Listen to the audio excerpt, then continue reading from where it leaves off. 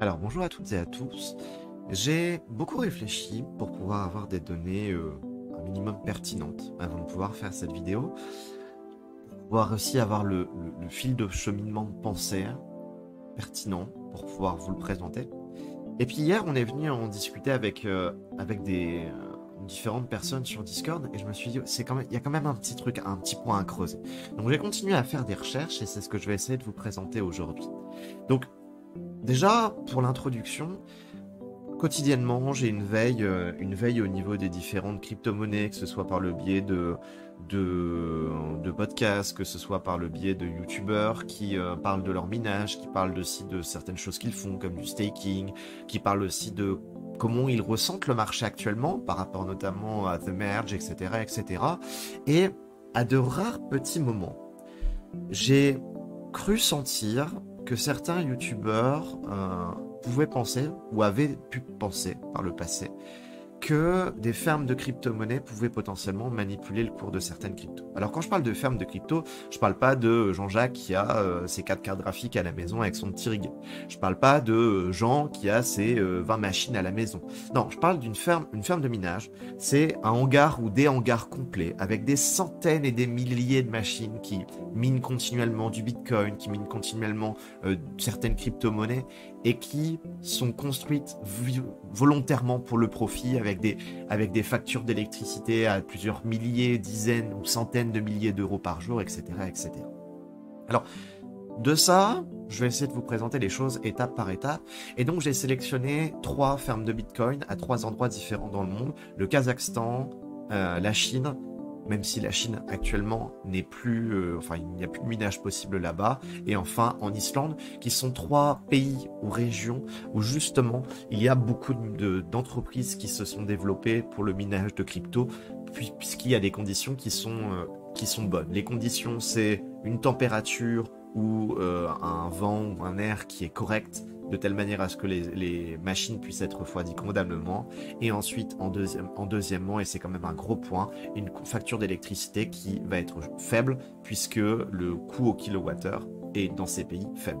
Alors la première situation là, de notre ferme de minage, j'ai pris un reportage que j'ai trouvé très intéressant d'un gars qui allait visiter une ferme de minage au Kazakhstan. Je vous invite à le regarder. C'est une vidéo qui date d'octobre 2021, donc c'est assez récent. Et en fait, cette ferme de minage a été volontairement construite avec, comme je l'ai écrit, 8 hangars. Dans chaque hangar, ils en parlent et disent que concrètement, il y a 70 personnes qui travaillent là, plus de 6000 ASICs. Donc vous voyez vraiment que dans chaque hangar, c'est un complexe absolument dingue. Là, il part de environ 5000 machines de minage. Quand on fait le calcul, j'ai considéré qu'on était à 6000. Donc concrètement, dans une ferme de minage comme ça, combien d'ASICs ça tombe? Eh bien, on a 8 hangars dans celle-ci, fois 6000 fois 6000 ASICs par hangar, on est donc à 48 000 ASICs. Alors la question qui se pose, c'est, bon, très bien, un ASIC ça coûte combien à peu près? Alors les ASICs, je suis allé regarder sur Bitmain et sur certains sites, on va considérer qu'un ASIC c'est environ à 10 000 euros. Alors effectivement, forcément, ça dépend des ASICs, mais ça signifie quand même qu'on a un investissement qui est de l'ordre de plusieurs centaines de millions d'euros. Et en même temps, ça se comprend. Ça se comprend, pourquoi? Parce qu'on va en parler dans 2 petites secondes, avec le hash rate, avec le gain brut par jour, etc. etc. Alors qu'en est-il du hash rate de la ferme? Sur les hash rates à 10 000 euros par ASICS, on a un hash rate de 100 terahash par seconde. Donc par conséquent, puisqu'on a 48 000 ASICS multipliés par nos 100 terahash, eh ben on pourrait directement dire, bah très bien, eh bien ça va nous faire 4 800 000 terahash. Sauf que, pour pouvoir justement faire ces calculs, on va les convertir directement en mégahash.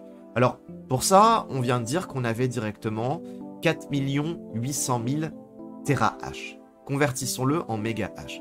Donc, on a ici notre différent tableau, avec ici notre tableau des puissances de 10, et on a dit qu'on avait 4 800 000 mégahash. Donc, du coup, on va aller dans les mégahash et on va convertir. Donc, on a 4 800 000. Hop. Donc ce qui fait au final 4,8 terahash. Très bien. Donc on a nos 4,8 terahash. Si on décide maintenant de les transformer, alors ça c'est des terahash, donc on va les mettre du coup. Hop, j'ai fait une petite bêtise. Nos terahash, on en a 4 800 000, donc on est plutôt comme ça. Hop, 1, 2, 3, et donc ici on a le 8, hop. Ce que ça signifie, c'est que 4 800 000 terahash, si on décide de le transformer en mégahash, ça nous donne cette valeur-là, qui se lit 4 800 milliards de mégahash, et si on décide de lire uniquement en exahash, on est à 4,8. Alors du coup, ici, je vais donc le transformer, hop, pour avoir du coup nos mégahash, donc on est à 4800, hop, hop, hop, là on est à 4800 millions, alors qu'en mégahash, c'est 1000 fois plus grand. Très bien, donc là on a nos 4800 milliards de mégahash pour cette ferme, et si on décide de le traduire en exahash, on est à 4,8, comme on le faisait juste avant, puisqu'on a 4,8 ici, exahash. Ok. Alors c'est l'exahash qui va nous intéresser, puisque dans une puissance de calcul aussi forte, les mégahash, on s'en fout. Alors concrètement, la question qui se pose maintenant, c'est qu'en est-il du hash rate total du Bitcoin actuellement? Alors pour le hash rate total du Bitcoin actuellement, du coup on va prendre directement en octobre 2021, de toute façon c'était il n'y a pas si longtemps que ça, et puis je suis allé chercher à gauche, à droite, du coup le hash rate total du réseau. Alors sur tout le temps on voit l'augmentation continue, avec ici un bear market l'année dernière. On regarde sur ces 3 dernières années, et plus précisément, on disait qu'on était, si je dis pas de bêtises, en octobre 2021, tout à fait, donc on est ici. Alors en octobre 2021, on est donc sur la période qui est ni plus ni moins que là. En octobre 2021, on va dire qu'on est à peu près à, allez, on va prendre une moyenne, on va dire qu'on est à 140 exas. Alors du coup, le hash rate total est de 140 exasecondes. Quel est le pourcentage de la ferme par rapport au réseau total? C'est de 4,80 divisé par 5, on multiplie par 100, ce qui nous fait 3,43% du réseau. Autrement dit, cela signifie quoi? Cela signifie tout simplement qu'une ferme au Kazakhstan, qui est celle prise dans l'exemple, est une ferme qui va correspondre à entre 3 et 4% du réseau total du Bitcoin. C'est énorme. C'est énorme parce que ça veut dire que concrètement, si on prend, allez, une trentaine de fermes comme ça, il y en a forcément plus, et on a la totalité du réseau en Bitcoin. Alors la question qui peut se poser, c'est qu'en est-il du coup en électricité? Du coup, on va directement partir sur Watt2Mine. On va partir sur Watt2Mine pour regarder un petit peu ce qu'il en est. Alors du coup, j'ai décidé de prendre du coup nos données. On a dit qu'on avait un hash rate de 4 milliards 800 000. Alors comment est-ce qu'on va le faire? Je réfléchis juste 2 petites secondes. Il nous demande de le convertir en gigahash par seconde. Donc très bien. Convertissons ici en gigahash seconde. Ça nous fait donc 4 milliards 800 000 gigahash par seconde. Ok? Alors du coup on va faire notre calcul. Donc ça fait 4 milliards 800 millions. Hop, je ne pense pas m'être trompé, on va juste vérifier avec les séparateurs. 3, donc 4 milliards 800 millions de gigahash par seconde, très bien. Et donc qu'en est-il au niveau de la production, enfin du besoin en termes d'électricité? Dans le reportage, le gérant de la ferme vient à dire qu'ils ont besoin de 180 mégawattheures par du coup, seconde pour pouvoir du coup faire tourner comment ça s'appelle, la ferme de minage. Donc on est à 180 mégawattheures. Bon, si on est à 180 mégawattheures, on est ici, donc on est à 180. Hop. Et donc nous, on veut transformer non pas en mégawattheures, mais en kilowattheures. On est à 180 mégawattheures, on est donc à 180 000 kilowattheures, qui est du coup ce qu'on utilise comme référence. Donc du coup, en coût d'électricité par jour, on a donc du coup 180 000 kWh multiplié par le prix de 1 kWh. Et 1 kWh, c'est quoi? C'est, pour un civil, au Kazakhstan, 0,040 $. Alors, autrement dit, ça correspond à quoi? Du coup, ça correspond tout simplement à multiplier par 0,040. Mais ça, c'est pour 1 heure, donc on multiplie par 24. Ce qui signifie que par jour, ils ont une facture d'électricité de 172 800 $. Alors, si on souhaite convertir ça d'un dollar en euros, actuellement, un dollar, c'est 0,90 en euros. Donc, on multiplie par 0,9, ce qui nous fait une facture d'électricité à 155 500 € par jour. Maintenant, regardons concrètement le gain brut, parce que la facture d'électricité, c'est une bonne chose, mais si on a une facture d'électricité aussi importante, il y a une raison. Alors, on a dit qu'on était à 180 000. Alors là, 180 000 kilowatts. Donc là, il le veut non pas en kilowatts, mais en watts. Donc c'est 1000 fois plus grand. Ici, on a nos 180 000 qui sont des kilowatts. Et donc 1000 fois plus grand, ça nous fait nos watts. Et on va calculer sur l'algo SHA-256, qui est tout simplement l'algo qui permet de miner du Bitcoin. Et là, on obtient un gain en profit de 754 000, donc électricité déduite. À la limite, on peut prendre tout simplement le 926 000, mais nous, moi c'est ce que j'ai écrit, le gain brut. On est à 754 000. Hop, donc 754 092. Donc ça, ce sont des dollars. Pour transformer en euros, je multiplie par 0,90. Ce qui fait au total un gain brut électricité déduite de presque 700 000 euros par jour, ce qui est absolument énorme. Hop, électricité déduite. Alors, ce qui est très intéressant, c'est qu'en regardant ça, on observe déjà que par rapport à ce qui nous était formulé dans le reportage, il disait, donc gain par jour, ça c'est moi qui avais fait le calcul sans retirer l'électricité, il disait qu'ils étaient à un bénéfice annuel supérieur à 100 millions de dollars. Ce qui en même temps s'explique, puisque là, si on est à 1 million de dollars par jour de gain, concrètement x 365, on retire tout ce qui est question d'infrastructures qui ont été construites, plus changement de machine, plus les salaires, etc. En fait, on est tout à fait pertinent. C'est énorme, c'est énorme. Et ça, c'est uniquement pour une ferme en octobre 2021, c'est-à-dire il n'y a pas si longtemps que ça. Et si on décide de regarder le hash rate du Bitcoin actuellement, on revient sur le all-time, concrètement en octobre 2021, on était ici. Donc on est passé de 240 à 220, ça veut dire qu'on a eu une augmentation de à peu près 33% du hash rate total sur le Bitcoin. Mais actuellement, on voit qu'on est à 210 étages, 210 exahash par seconde, c'est monstrueux. Donc concrètement, ça signifie que si cette ferme n'a pas évolué, et bien du coup, comme le hash rate total de la ferme est passé, total du Bitcoin est passé de 240 à 210, et bien maintenant, c'était 210, c'était 220, on était, on va dire 220, et bien du coup, cette ferme est passée maintenant à 2% du réseau tout simplement, ce qui reste absolument considérable. Autrement dit, il y a 50 fermes comme ça qui gèrent toute la production de Bitcoin dans le monde. Juste dit comme ça, cela montre bien le pouvoir que peut avoir une ferme. Et on le sait, certaines fermes sont en fait des complexes qui sont dans différents pays pour justement pouvoir atténuer les différents prix. Autrement dit, si on a cette ferme-là qui s'appelle la ferme Vive le Bitcoin, qui en a un au Kazakhstan, voire même deux dans deux villes de Kazakhstan, qui en a un en Chine, qui en a un en Islande, qui en a un aux États-Unis, et ben finalement, en fait, on se retrouve avec une ferme qui a peut-être 15% du réseau total de Bitcoin. C'est monstrueux, et du coup, elle a un poids à jouer par rapport à certains choix, certaines ventes, etc. Une deuxième ferme que j'ai décidé de prendre est une ferme qui a fait pas mal de reportages, qui a accepté pas mal de journalistes. C'est une ferme directement une ferme en Islande. Alors du coup, en Islande, pareil, intéressant pour deux raisons. La première raison, c'est parce qu'il fait pas forcément très très chaud là-bas, donc forcément c'est pratique. Et le deuxième, c'est qu'il y a des centrales géothermiques, et donc par conséquent, donc ils utilisent ils utilisent la température du sol pour pouvoir faire de l'électricité, c'est la base de la géothermie, et donc par conséquent, le prix au kilowattheure est faible. Faible, ça reste de l'ordre, pour un civil, j'ai pris pour un civil, j'ai pas pris pour une entreprise qui a une très grosse quantité, de 14 centimes d'euros par kilowattheure. Alors, qu'en est-il? Eh ben en fait, ils ont 5 hangars. C'est à peu près ce que j'ai considéré. Et si on regarde et qu'on fait le calcul est assez moche. Quelle est la quantité de GPU?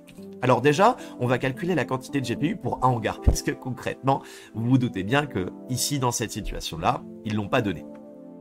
Alors, ce qu'on voit, c'est que ici, on a des rangées numérotées de 1 à quelque chose, et là-bas, en décroissant de 1 à, ici, on arrive à 30. Alors, concrètement, ce que ça signifie, c'est qu'on a 30 rangées, aller-retour. Et on a pareil à droite, donc derrière, de chaque côté. Donc en fait, on a 30 colonnes, fois 4.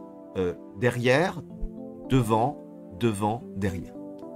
Sur chacune de ces rangées, nous voyons ici qu'on a 1, 2, 3, 4 niveaux. Donc on multiplie par 4. Sur chacun de ces niveaux, il y a 4 racks. Et dans chaque rack, il y a 6 GPU. Voici le nombre de GPU qu'il y a dans un seul hangar, sauf que nous en avons 5. On fait le calcul, ça nous fait presque 60 000 GPU. Alors le prix d'investissement, sans compter les infrastructures, c'est que ces cartes, le reportage date de mai 2017, allez, on va considérer que ce sont des 1660 Super, qui à peu près étaient à 400 € on va prendre à la limite 350. Ça fait un investissement de 20 millions d'euros. Si on prend 400 euros, un investissement de 23 millions d'euros. Allez, je vais prendre les prix MSRP du marché de la 1660, le prix bas. On est à un investissement de 23 millions d'euros brut, juste pour les GPU. Alors, qu'en est-il du hash rate de cette ferme? Eh bien, concrètement, on va regarder directement ce qu'il en est au niveau des 1660 super. Alors du coup, des 1660 super, combien en a-t-on? Bon là, ça va être drôle comme calcul. On a dit qu'il y avait 57 600. Alors du coup, on va prendre 57 600, 1660 super. Vous voyez des chiffres absolument faramineux. On va calculer et on prendra du coup nos calculs. Alors déjà, on observe que en termes de méga hash, on est à 1 670 400. Alors 1 670 400 méga hash, concrètement, qu'est-ce que ça donne? Alors du coup, on est à 1 million 646, je crois que c'était ça. Donc ici, on a... Hop, je vais vérifier, je vais faire mon truc. Hop, on avait dit 1 670 400, pardon. 670 400 méga hash. Concrètement, si on décide de convertir en Tera hash par seconde, on est donc à 1,6, on va dire 1,67 Tera hash seconde. Donc c'est ce qu'on va compléter directement dans notre tableur. On est ici en hash rate de la ferme en méga hash, oui, on vient de le dire, et en Tera hash 1,67. On était à 1 670 400 et ça c'était nos méga hash secondes qu'on avait sur Watt to Mine. Ok. En termes de facture d'électricité, on va le faire tout de suite. On va regarder en électricité et en revenu brut. En électricité, on voit que bon, on va faire directement le calcul. Mais ici, on voit qu'on est à 12 000 $ de retrait pour une seule journée, mais à un prix de 0,1 kWh. Alors, j'espère que j'ai pas fait une bêtise ici. Non, j'avais bien mis 0,04 $ par kilowattheure. Ouf, tout à l'heure quand on était sur notre ferme au Kazakhstan. Ouf, ouf, ouf. Déjà, première chose, calculons du coup le hash rate total de cette ferme de minage. Et après, on parlera du coup directement. Alors, qu'est-ce qu'elle mine? Concrètement, elle minait de l'Ethereum, du Monero, plein d'autres monnaies en mai 2017. Et donc, elle minait de l'Ethereum. Mais en fait, ce qu'il faut prendre en compte, c'est que là, c'est une ferme GPU et qu'il y a des ASICs qui minent de l'Ethereum et qui explosent le hash rate. Donc je vais comparer ce qui est comparable et je vais prendre du coup dans ce calcul non pas le hash rate de l'Ethereum mais considérer comme on est bientôt sur la situation où on va passer à The Merge, je vais prendre en principe le fait que cette ferme minait non pas de l'Ethereum mais de l'Ethereum classique. Alors quel est le hash rate total de l'Ethereum classique? Bah regardons directement ce qu'il en est. On est ici sur Miners et sur l'Ethereum classique actuellement on va dire qu'on est à peu près, allez, sur l'année on est ces derniers jours à 28, 29, on a eu un pic hier, on est à 26, allez, on va prendre 28. Franchement on est sur la limite hausse, on voit qu'on a une augmentation depuis quelques jours, on va prendre 28 et on est en TH seconde. Très bien. Donc il y a 28 TH seconde et notre ferme c'est 1,67 TH seconde. On est donc, lorsqu'on fait hop, notre calcul de pourcentage, multiplié par 100 à une ferme qui a 6% total du hash rate en Ethereum classique. Ça reste monstrueux. Monstrueux pourquoi? Parce que ça c'est une petite ferme de GPU. Et donc par conséquent, il suffit qu'on prenne une ferme qui décide d'avoir des ASICs sur Ethereum classique et en fait on se retrouve très facilement à 25% du réseau. Alors faisons nos calculs d'électricité par jour. On a dit qu'on avait 57 600 GPU et j'ai juste envie de faire le calcul en prenant pas les données de Watt to Mine, mais on va partir du principe qu'on a une seule 1660 super et on a dit que du coup on était à 0,1387 kWh pour un civil. Donc du coup, hop, je vais juste faire ça, on fait 0,1387 fois 0,90 pour convertir en dollars. On va dire qu'on est à 12 centimes de dollars. Hop, donc 0,12 dollars par kilowattheure. Très bien.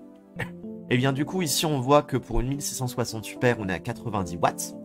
Donc 90 watts multiplié par 24 pour une journée et divisé par 1000.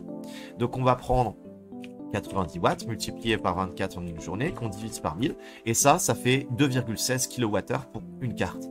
Multiplié par le nombre total de cartes, ça nous fait cette quantité-là en kWh par jour, multiplié par le prix et en prix, on a dit qu'on était à 0,1 Allez, on a 0,12 puisqu'on faisait la conversion en dollars, ce qui fait une facture d'électricité de presque 15 000 dollars par jour.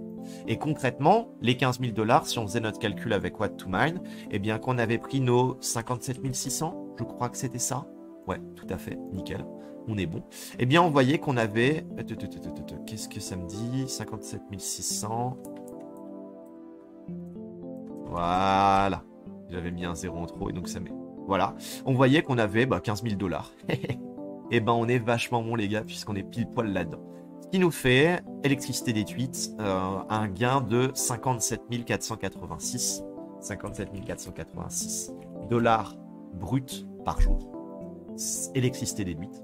Ça reste très important. Alors après, on peut calculer le ROI et plein de choses. Bref. Regardons notre troisième ferme et puis ensuite je vais en venir au point qui m'intéresse vraiment. Alors cette ferme, j'ai beau avoir cherché, je n'ai pas retrouvé la vidéo que j'ai regardée hier soir. Combien de hangars? Aucune idée, il ne le montrait pas. Le nom de la chaîne c'était Motherboard, comme une carte mère. Et c'était la visite d'une ferme de minage il y a 2-3 ans. J'ai encore quelques photos, ce qui m'a permis du coup de mettre ici les gains. Combien d'ASICS? Aucune idée, mais par contre on nous donnait directement certaines données. Alors du coup je suis parti du principe comme tout à l'heure pour notre ferme au Kazakhstan qu'on avait 10 000 balles par ASICS et on nous disait qu'il y avait 360 PTH secondes, ce qui est bien plus. Donc ça c'est au total pour la ferme de minage. C'est absolument monstrueux. Alors, convertissons. 360 PTH secondes. Qu'est-ce que c'est 360 PTH secondes? Ça nous fait cette quantité-là. Donc ça nous fait concrètement 0,36 exahash. Alors 0,36 exahash, c'est bien gentil, mais ça c'est juste pour un seul hangar. Allez, partons du principe qu'on avait 8 hangars, comme c'était le cas tout à l'heure au Kazakhstan. Le hash rate de cette ferme, c'est 8 fois, on a dit 0,36. On est à 2,88 exahash seconde. Et donc là, on était non pas en octobre 2021, on était bien avant. Alors qu'en est-il? Qu'en est-il toujours non, ça c'est bon, ça c'est pour après. Du hash rate du Bitcoin. Alors du coup, il faut savoir que quand ça a énormément droppé, ici, l'année dernière, c'était dû au fait qu'en fait, les fermes de minage en Chine ont dû stopper leur production. Ce qui fait qu'on est passé de 200 exahash à 80 exahash. Donc ça a diminué de presque, allez, on va dire presque 2 tiers. Pas tout à fait vrai, on va dire 70-210, donc ça a diminué de 2 tiers, ça reste monumental. Et donc là, concrètement, la question est, qu'en était-il du réseau à ce moment-là? Alors on va prendre une moyenne, on va dire qu'on était à 160 exahash au moment de cette ferme, mais concrètement, en fait, cette ferme, c'était il y a bien avant. Cette ferme, c'était en 2019, au moment du reportage. Donc concrètement, si on est en 2019, on va prendre, on va prendre plutôt, non pas sur, hop, je vais dézoomer, suite. Je vais F5. En 2019, on est plutôt de l'ordre de ici des 60. Allez, on va dire des 60 exahash. Et ça, ce serait plus pertinent puisque ça nous permet de savoir vraiment, et c'est le point sur lequel je vais conclure de ma vidéo, de concrètement où on est dans la situation. Donc là, du coup, on a dit qu'on était, hop, en, je sais plus quelle date j'ai dit, mais on va dire octobre, et on a dit qu'on était en 2019. Très bien. Et qu'en est-il du pourcentage de cette ferme? On est, hop, 300, on est à 4% du réseau. 4% du réseau, si maintenant le réseau n'est plus à 170 mais à 140 comme en octobre 2021, la ferme ne prend plus que 2% du réseau. Et si on décide maintenant de prendre par rapport à la donnée réelle, on est à 220 actuellement, plus précisément on est à 211 exahash. Si on prend 211 exahash, elle est maintenant à 1,36% du réseau, tout en sachant que, bien évidemment, les ASIC sont évolués. Et donc, du coup, pourquoi est-ce que je trouve ça intéressant? Parce que là, on a cette ferme qui a 4%. Alors que finalement, donc on est en octobre 2019, moment où le Bitcoin, il y a déjà beaucoup de fermes qui sont là-dessus, notamment en Chine. Ça reste très important. Il suffit qu'il y ait des milliardaires chinois qui aient lancé plusieurs grosses fermes de minage. Il suffit qu'il en ait 5, ça fait 20% du réseau. Calculons juste là où on en était. Alors, On a dit que un ASIC c'était 100 TH. Alors il va falloir juste faire un petit peu de conversion. On est à 2,88 exahash, très bien. Et on sait que 1 exahash, c'est combien de mégahash? C'est toute cette quantité-là, donc ça fait 1000 milliards. Hop, on va juste finir de convertir notre tableau. Donc fois 1000 milliards. Ah, je vais juste vérifier. On est bien à 2000. Ouais, parfait. Pour le prix d'investissement, et ben du coup, on va faire notre calcul. On va dire qu'il y a, on va d'abord calculer le nombre d'ASICs. Il y a 360 pétahash secondes de hash rate. Donc 360 pétahash, qu'est-ce que ça donne? Si, oups, 3, 6, 0. Si je décide de le mettre en terahash, ça fait 360 000 terahash. Donc on va prendre 360 000 terahash divisé par la quantité de terahash de une machine, donc par 100, ce qui nous fait 3600 machines, ce qui est bien loin des 48 000 de notre ferme au Kazakhstan. Le prix d'investissement est donc de cette quantité-là fois 10 000. On a donc une ferme qui était en prix d'investissement à 36 millions. On va pouvoir d'ailleurs comparer cette ferme sur des ASICs en Bitcoin en octobre 2019 et cette ferme en 2017 sur du GPU, avec un investissement qui était relativement similaire. Le coût d'électricité, eh bien du coup on est toujours sur le même. On a maintenant 3600 machines, donc on va prendre du coup notre watt to mine. Où es-tu? Tu es là. On a 3600 machines. Alors du coup, on va devoir convertir ça en gigahash. Bon, c'est pas la joie, mais c'est la vie. Hein. Comme quoi, ça sert de travailler les puissances quand on est en classe de 4e. On a dit qu'on avait 3600 machines. Bah, on l'a en mégahash. Et si on veut en gigahash, c'est 1000 fois plus petit. Ce qui nous fait 2 milliards 880 millions. Donc ça fait 2 milliards 880 millions. Très bien. Et en termes de watts, et ben là on l'a pas. Est-ce qu'on l'a ou est-ce qu'on l'a pas? On n'a pas la quantité. On n'a pas la quantité de. On n'a pas directement la quantité pour l'électricité. Non, on ne sait pas combien elle utilise, mais on connaît le prix. On sait que le prix de l'électricité est presque 2 fois plus important. Donc on va plus se faire un calcul de proportionnalité plutôt qu'utiliser watt to mine, puisque du coup avec watt to mine, on ne sait pas quoi remplir ici pour le wattage. Pour le wattage, on pourrait décider de calculer un rapport, de dire voilà, on a ici 3600 machines, c'est combien de pourcents de cette ferme-là? C'est 7,5%. Très bien. Donc cela signifie quoi? Cela signifie tout simplement que si cette machine-là cette ferme-là utilise 180 MWh, ça signifie 180 000 kWh, et bien du coup je vais multiplier ça par 7,5%. Et donc du coup ça va nous donner la quantité utilisée pour ces machines dans cette ferme de minage. Ça nous fait 13 500. 13 500, c'est la donnée qu'on va mettre du coup dans watt to mine. Donc ça fait 13 500 kW par heure. Ah oui, mais non, du coup là on est par heure. C'est sûr qu'on est par heure. Donc ça va falloir le multiplier par 24. Ce qui nous fait 324 000. Hop, 324 000 kilowatts. Donc 324 millions de watts. Ça en fait des chiffres. Qu'en est-il donc en termes d'électricité? Bah ça c'est notre quantité en kilowattheure. Donc le coût en électricité, bah, je vais prendre notre 324 000 watts multiplié par 0,088 $ par kilowattheure qui est le prix pour un 6000. Ça nous fait une facture d'électricité à 28 000. Et ensuite pour le gain brut, on va regarder directement ce qu'il en est. On voit qu'ici, on est où? Je vais faire une petite gourde. Quelque part en gigahash. Alors, on peut le faire comme ça aussi. Allez, on va le faire comme ça. On va dire qu'il y a 3600 ASICs divisé par 48 000 fois 100. Ce que ça signifie, c'est que cette ferme en Chine a 7,5% des ASICs de celle qu'il y a au Kazakhstan. Donc c'est une petite ferme.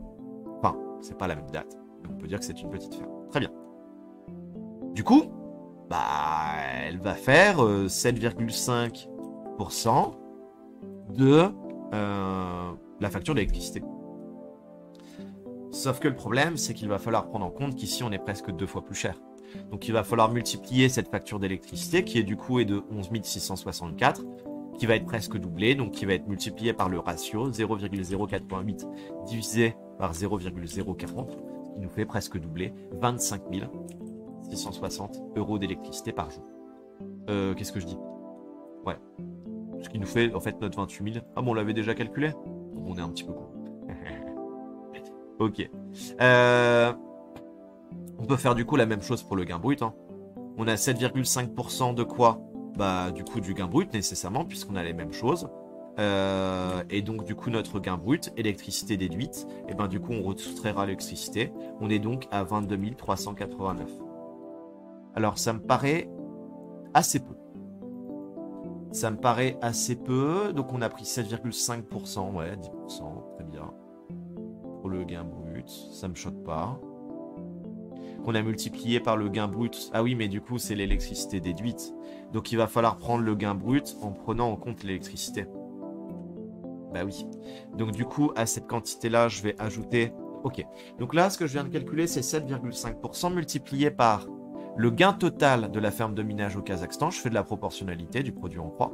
Et donc du coup, le gain total, c'est le gain brut plus la coût électrique. Et auquel je viens soustraire les 28 000 euros d'électricité. Ce qui nous fait, voilà, c'est plus pertinent, 34 053 euros gagnés par jour. Alors, où est-ce que je veux en venir dans tout ça? En fait, je veux pas tant en venir sur les chiffres. Parce que les chiffres de gain, c'est pas ça qui m'intéresse. Moi, ce qui m'intéresse ici, c'est de regarder les nombres que je vais mettre ici en rouge. Ces pourcentages, c'est le pourcentage que détient chacune de ces fermes, à des moments différents dans le temps, sur différents marchés. La ferme au Kazakhstan détient presque 4% du hash rate total du Bitcoin. Au moment, en octobre 2019, donc là, ça c'est quasiment actuellement, c'est en octobre 2021. Ici, en octobre 2019, elle obtient 4%. Cette ferme, en mai 2017, si on prend les données en mai 2017, elle dispose de 6% du hash rate de l'Ethereum classique. Si on décide de regarder en prenant le hash rate total d'Ethereum, ça c'est d'ailleurs le hash rate total, le 28 terahash seconde, je vous rappelle, c'est celui qu'on a pris là actuellement, hein, là ces derniers jours. Donc ça signifie que même si cette ferme date de 2017 avec des 1660 super, actuellement au jour d'aujourd'hui, elle dispose de 6% du hash rate de l'Ethereum classique. Et là, on parle des fois en crypto-monnaie du fameux problème des 51%. Vous savez, ce problème si il y a la majorité de la communauté qui décide de prendre une décision, alors dans ce cas-là, cette décision, elle est validée. Mais que du coup, si un pirate ou une entreprise réussit et parvient à obtenir 51% ou plus du coup des votes, alors dans ce cas-là, elle peut faire ce qu'elle veut. Elle peut décider d'un fork, elle peut décider ceci, elle peut décider cela, elle peut décider de donner tout à quelqu'un, etc., etc. Et donc, au final, totalement déconstruire et annihiler la blockchain. Et là, il y a un problème de fond. Pourquoi? Parce que cette ferme-là, sur l'Ethereum classique, a 6% du hash rate total d'Ethereum classique. Ouais, mais des fermes comme ça, il y en a 15. Il y en a 15, ça fait tout le réseau. Il suffit que ces fermes, il y en ait 2, 3 qui soient liés au même patron. Ce qui est fort possible. Qu'il y en ait 3, 4 autres qui soient ensemble. Et du coup, qui ensemble, ce qui nous fait quand même, allez, on va dire 7, 8 fermes, allez, on va prendre 8 fermes. Et bien 8 fermes multipliées par ça, les gars, ça nous fait 47% du réseau. Alors là, on n'est pas sur un problème des 51%. On est sur une situation où 2 patrons détiennent entre 40 et 50% du réseau de création totale d'Ethereum classique. Et pourquoi est-ce que cela est à mon sens un problème? Parce que ça signifie que c'est pas les petits mineurs lambda comme moi avec mes 3080 qui minent dans mon bureau derrière moi qui va changer quoi que ce soit. Moi, je vais faire peut-être quelques Ethereum classiques par mois, c'est tout. Eux, les Ethereum classiques, ils en font quotidiennement. Si on prend les gains bruts là si on prend le gain total, donc on est à ça plus ça, et que cette quantité-là, on décide de la diviser par le prix de l'Ethereum classique actuellement, où en est-on? Hop, le Ethereum classique, il est où? Il est là. Actuellement, l'Ethereum classique, on est à combien? On est à 37 $. Et bien du coup, ça vous donne le nombre d'Ethereum classiques. Ils font presque 2000 Ethereum classiques par jour. alors que nous, en petits mineurs, on en fait très peu. Et ça, c'est pour une ferme. Hein. Sachez que là, dans notre situation, on n'est pas en train de parler d'une seule ferme, on est en train de parler de 8 fermes de minage. Ça fait 15 000 Ethereum classiques par jour. C'est monstrueux. Monstrueux. Et du coup, la question qui se pose là derrière, c'est ces fermes qui font 40 à 50% du réseau total d'Ethereum classique et donc de la création d'Ethereum classique, ne peuvent-elles, comme elles sont maîtres du marché, ne peuvent-elles pas prendre des décisions? Qu'est-ce que ça peut être comme décision? Eh bien, c'est là où j'aimerais arriver sur de la lecture graphique et en discuter un petit peu plus en détail. On est actuellement dans une situation où, comme vous le savez, allez, je vais prendre une 3080. J'ai une 3080 à la chair même si les données ne sont pas tout à fait pertinentes. Et on va prendre un 0,21 kWh en dollars, ce qui est le prix que je paye. Si on décide de regarder sur les différentes monnaies, qu'est-ce que ça donne actuellement? On voit que sur l'Ethereum, on est à 1,86 $ par jour, en 3 dollars brut. Le Cero, 3,43 $. L'Ergo, 3 $. Conflux, presque 3 $. Equilibria, presque 3 $.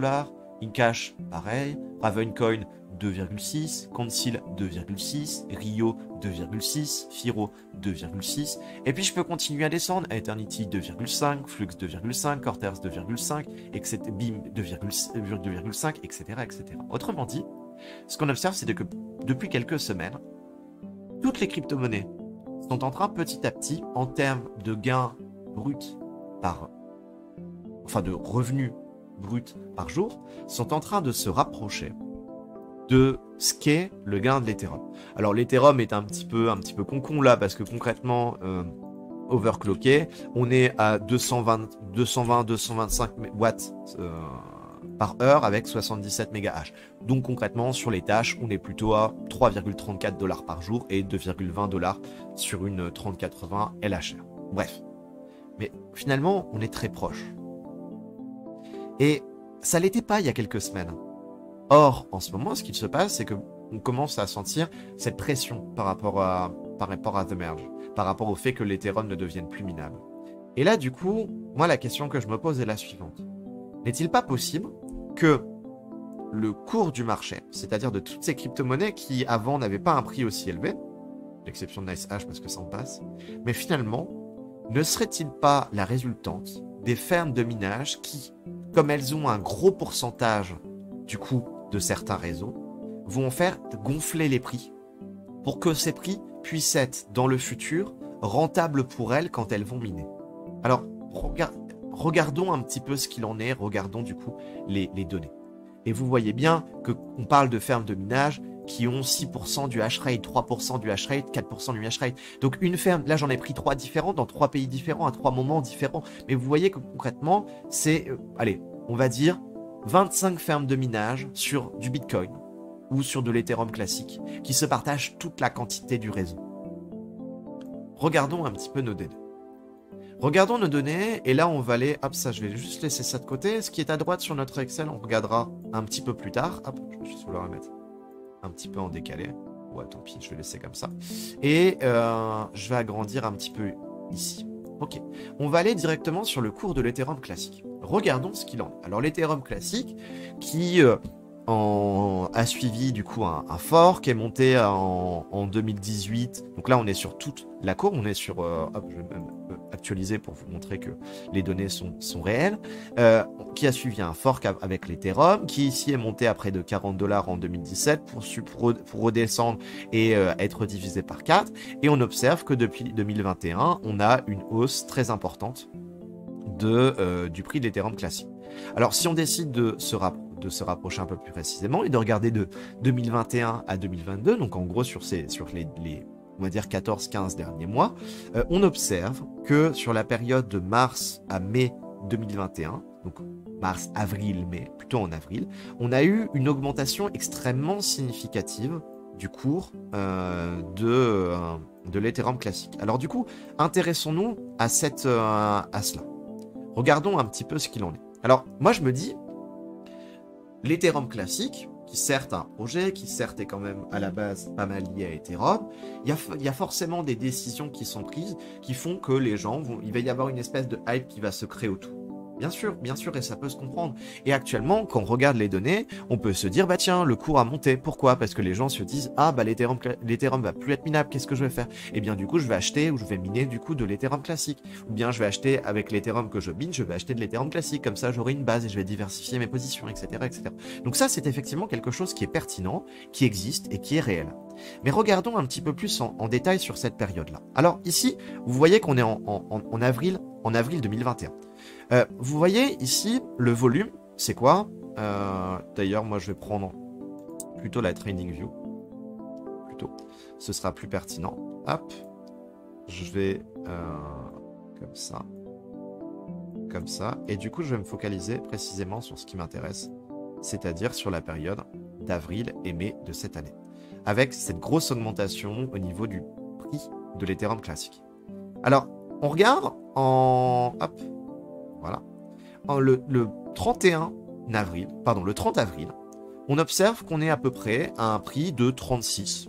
36, si on est à peu près à 34, 35, 36. Moi, j'ai pris sur mon tableur qui est ici 36,7. J'ai essayé de faire une moyenne. Et on observe que le 30 avril, on a un volume total en Ethereum qui est écrit tout au-dessus de 2,735 millions. Hop, le volume est écrit ici. Donc là, vous voyez, le 30 avril, 2,735 millions.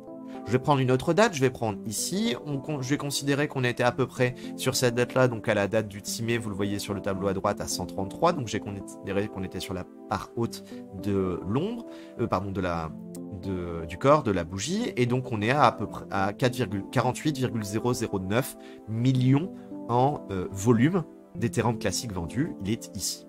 En fait, ce que j'ai fait, c'est que j'ai pris ces différentes données, je les ai mis dans mon tableau, et j'ai regardé un petit peu ce qu'il en était.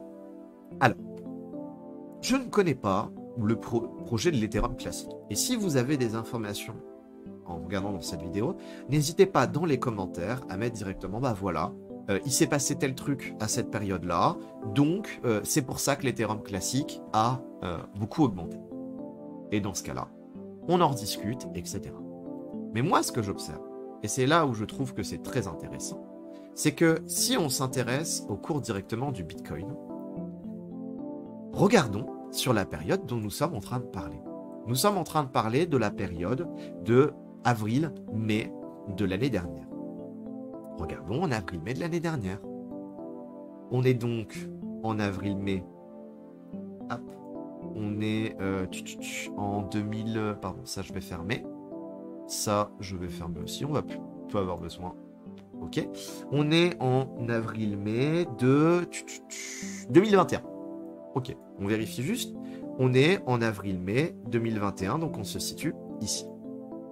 Hop, et je vais dézoomer un petit peu juste sur cette période. On est précisément ici. On est ici, c'est-à-dire qu'on est au moment où le Bitcoin, qui a atteint 52 000 $ en avril, donc qui a atteint 52 000 $ en avril, d'où l'augmentation ici de l'Ethereum classique, puisque du coup l'augmentation est le 16 avril, et on observe ici qu'on est le 15 avril, ou le 14-15 avril, où il est à son pic depuis très longtemps, avant le fameux pic des 60 000, eh bien ce qu'on observe, c'est que du 14 avril à juillet, le prix du Bitcoin est passé de 52 000 $ à 27 000, 26 000, 25 000 $, c'est-à-dire qu'il a été divisé par deux. Le Bitcoin, on le sait, l'immense majorité des autres crypto-monnaies, ils sont corrélés. Eh bien, si on regarde du 15 avril, ici, à juillet, eh bien, c'est totalement différent pour l'Ethereum classique, puisqu'on a eu une immense, ici, augmentation du prix de l'Ethereum classique. Alors, cela veut dire que ce n'est pas lié au marché de la crypto-monnaie. Puisque le marché de la crypto-monnaie, c'est toujours pareil, est majoritairement lié au cours du Bitcoin. Si on regarde actuellement Coin360, on a eu hier une très grosse diminution à cause du fait que la Fed ait induit certaines mesures. Sur un jour, on voit que tout est rouge. On voit que le Bitcoin perd 4%, l'Ethereum qui est tout le temps approximatif. Il y a certaines crypto-monnaies qui perdent encore plus, puisque le Terra Luna, du coup, avec sa crypto-monnaie algorithmique qui est beaucoup utilisée aux États-Unis. Le DOG qui perd moins parce qu'il était en augmentation. Enfin bref, on voit que tout est rouge. Pourquoi ? Certes, parce qu'il y a une annonce en ce moment liée à la Fed, mais parce que le Bitcoin est rouge.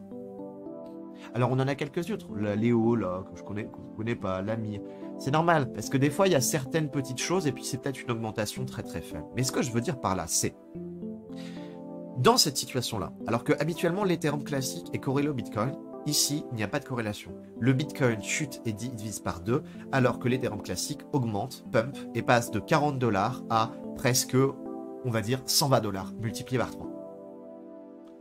Autrement dit, il y a quelque chose qui induit cette augmentation alors qu'on est à un moment particulier des cryptos, dans un espèce de bear market.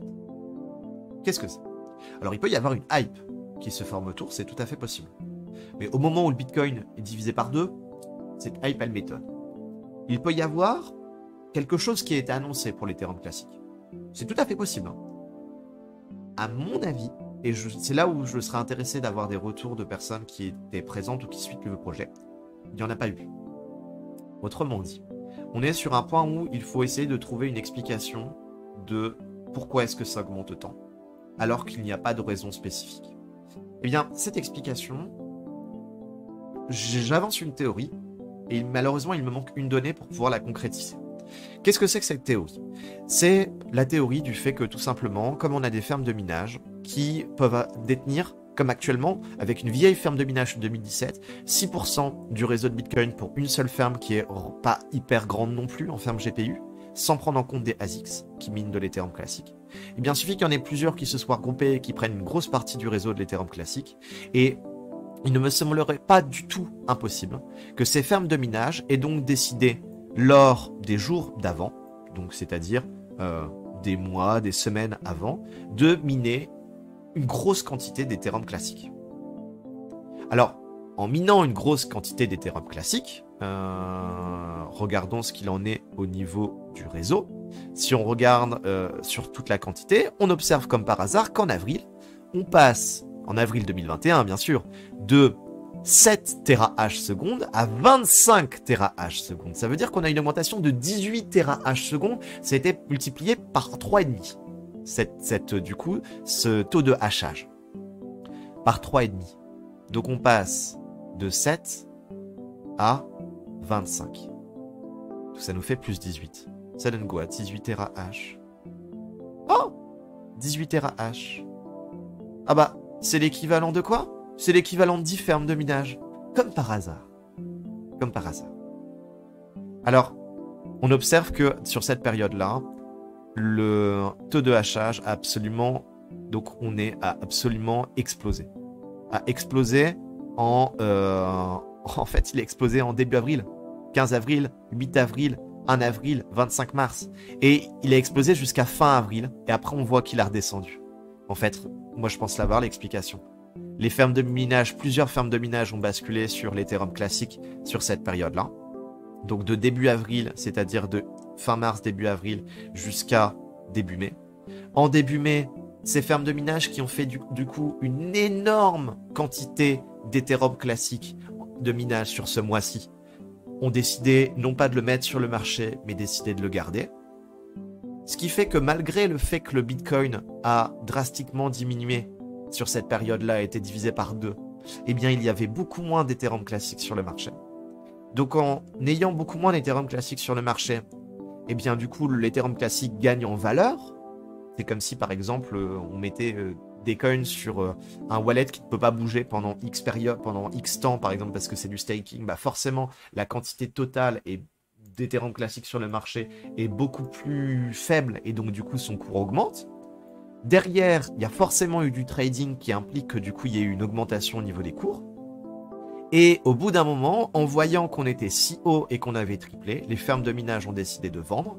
Elles ont donc pour ça décidé d'arrêter de miner, de repasser sur une autre monnaie. Et on voit que cet arrêt, eh bien du coup, se fait directement, il se fait en mai en fait. Concrètement, il se fait en mai, au moment où du coup le prix redrop. Et donc à cette période-là, les fermes ont vendu pendant plusieurs jours. On voit que le nombre d'Ethereum classiques vendus, eh bien du coup, a augmenté début mai pour atteindre un pic le 4, 5, 6 mai, le 7 mai également. Et ensuite, on voit qu'il a drastiquement diminué, presque divisé par 3. Autrement dit, les fermes ont vendu en même temps sur cette période-là. Et ensuite, du coup, le prix de l'Ethereum classique a rediminué. A rediminué beaucoup pour arriver dans la situation qu'on connaît actuellement, qui est un prix qui a, par rapport à la période dont on était en train de parler, qui est beaucoup, beaucoup plus faible, qui est maintenant à 40 dollars alors qu'on était monté à 120, 130. Donc concrètement, il nous manque une information pour pouvoir conclure et affirmer ça. Et malheureusement, cette information, je ne la trouve pas. Et je ne l'ai pas trouvée. Si vous l'avez, mettez-la dans les commentaires parce que c'est très intéressant, ce serait très intéressant de comparer. Mais cette information, ce serait... Là, j'ai calculé le nombre d'Ethereum vendus en prenant la capitalisation totale et en divisant par le prix unitaire d'un Ethereum classique. Ce qui nous fait le nombre d'Ethereum vendus par jour. Sauf que le problème, c'est que là-dedans, par exemple, du 1er mai au 7 mai, il est tout à fait possible que dans les Ethereum classiques vendus, il y ait des Ethereum classiques qui étaient achetés par des traders, puis revendus derrière, puis rachetés, puis revendus. Autrement dit, qu'il y a eu de la spéculation à ce moment-là. Alors, c'est une certitude qu'il y en a eu. Quelle quantité, on ne peut pas le dire. Mais pour ça, il faudrait donc savoir quel est non pas le nombre d'Ethereum vendus, le nombre d'Ethereum classiques vendus sur cette période, chacun de ces jours, mais le nombre d'Ethereum classiques disponibles sur le marché sur chacun de ces jours. Et à ce moment-là, si on observe que le nombre d'Ethereum classiques disponibles est faible jusque début mai, et qu'ensuite, il augmente très très fortement sur la période du 1er mai au 8 mai, et qu'ensuite il rediminue, alors cela veut dire que la théorie les fermes de minage ont, courant avril 2021, miné en envoyant une très grosse difficulté sur le réseau, puis ont gardé jusqu'en début mai. En début mai, ont arrêté de miner sans passer sur du minage d'autres choses, et ensuite ont vendu, ce qui fait qu'en fait elles ont manipulé le prix de l'Ethereum classique sur cette période-là. Alors dans ce cas-là, on peut conclure que les fermes de minage ont la capacité, puisque une ferme de minage détient 3, 4, 5, 6%, pour des grosses peut-être même 10, on ne sait pas, % du réseau total d'Ethereum classique, manipuler le prix de l'Ethereum classique. Et donc, on peut se dire donc actuellement, qu'en est-il de la réalité? Qu'en est-il de la réalité quand on prend par exemple, pour une 3080, chère ou n'importe quoi, le fait que le Cero, que l'Ergo, que le Conflux, que l'Equilibria, que le Ravencoin, que le Concile, que le Rio, soient tous à des prix qui soient similaires.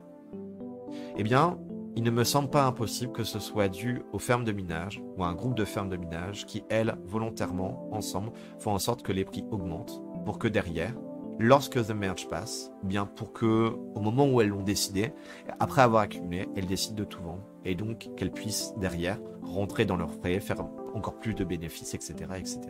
Je pense que cette manipulation des cours des cryptos, bien qu'il y ait des lois dans le trading, il n'y en a pas encore assez dans la crypto-monnaie, et je pense que c'est quelque chose qui est tout à fait possible. Alors concrètement, qu'est-ce que ça change pour moi qui ai quelques cartes graphiques chez moi qui mine? Pour moi, rien du tout. Rien du tout. Au contraire, c'est une bonne chose parce que ça va me permettre derrière de pouvoir directement profiter de ça. Je mine de l'Ergo, qui est une crypto qui existera après l'Ethereum. Très bien. Alors dans ce cas-là, je vais miner, je vais vendre directement ou j'attends que les grosses fermes décident de pumper le prix et de vendre, et je vends en même temps. Et dans ce cas-là, je vais faire une plus-value similaire à celle des grosses fermes. Pas de l'ordre des centaines de milliers ou des millions d'euros qu'en feront les grandes fermes, mais de l'ordre de plusieurs centaines ou milliers d'euros, ce qui reste positif à mon échelle. Et donc au final, la question qui peut se poser derrière est, actuellement post-merge, eh bien du coup on est dans une situation où on observe que même si l'Ethereum classique, on en a parlé dans une vidéo précédente, dont je mettrai le lien en description, le réseau va totalement changer, eh bien ce qu'il se passe, c'est qu'on a plein de crypto-monnaies qui restent rentables actuellement, qui sont presque toutes au même stade que l'Ethereum finalement, presque, à quelques pourcentages près. Mais concrètement, ne serait-ce pas le fruit d'une manipulation des fermes de minage? Et en parallèle, ne serait-il pas intelligent d'essayer de chercher justement quelles sont les crypto-monnaies que les fermes de minage cherchent à pumper pour pouvoir derrière tirer son épargne du jeu? Et c'est là où je pense, ou si cette théorie est une théorie qui est valide, alors dans ce cas-là, il y a quelque chose de très pertinent pour nous, petits mineurs, à faire. C'est de chercher cette donnée. Lorsqu'on trouve cette ou ces cryptos, alors à ce moment-là, on va pouvoir du coup suivre la tendance et donc derrière sortir son épingle du jeu, stacker pour vendre tout en même temps. Voilà où je voulais en venir. Je pense pas que ce soit si débile que ça, ce que je dis. Je pense même, moi ça m'a appris des choses et j'ai trouvé ça très intéressant de pouvoir faire cette étude et cette comparaison du marché. Je pense que je vais suivre régulièrement le taux de hachage de différentes cryptos pour voir comment les choses évoluent. Et derrière, pour pouvoir voir ce que je décide d'en faire. C'était Prof et du stream. J'étais content de faire cette vidéo qui était longue, mais en même temps, il y avait beaucoup de choses à discuter. Et je vous souhaite une agréable journée. Ciao, ciao.